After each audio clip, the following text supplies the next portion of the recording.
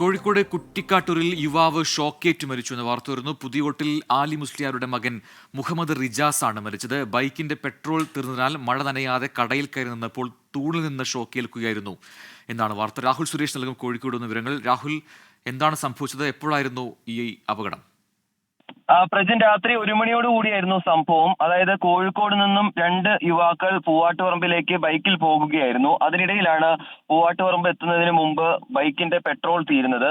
ഒരു യുവാവ് പെട്രോൾ വാങ്ങാനായി പോകുകയും മറ്റൊരു യുവാവ് സമീപമുള്ള കടയിൽ കയറി വിശ്രമിക്കുകയായിരുന്നു. ഇതിനിടയിലാണ് ഈ കടയുടെ തൂണിൽ നിന്നും യുവാവിന് ഷോക്ക് ഏൽക്കുന്നത്. ഗുരുതരമായി പരിക്കേറ്റ യുവാവിനെ ഉടൻ തന്നെ നാട്ടുകാരും പോലീസും ചേർന്ന് ആശുപത്രിയിൽ എത്തിച്ചെങ്കിലും മരണപ്പെടുകയായിരുന്നു. പുതിയോട്ടിൽ ആലി മുസ്ലിയാരുടെ മകനായിട്ടുള്ള മുഹമ്മദ് റിജാസ് ആണ് മരിച്ചിട്ടുള്ളത്. ഈ യുവാവിന് 18 വയസ്സായിരുന്നു. മൃതദേഹം നിലവിൽ കോഴിക്കോട് മെഡിക്കൽ കോളേജിൽ സൂക്ഷിച്ചിരിക്കുകയാണ്. പ്രജൻ, രാഹുൽ സുരേഷാണ് കോഴിക്കോട് വിശദാംശങ്ങൾ നൽകിയത്.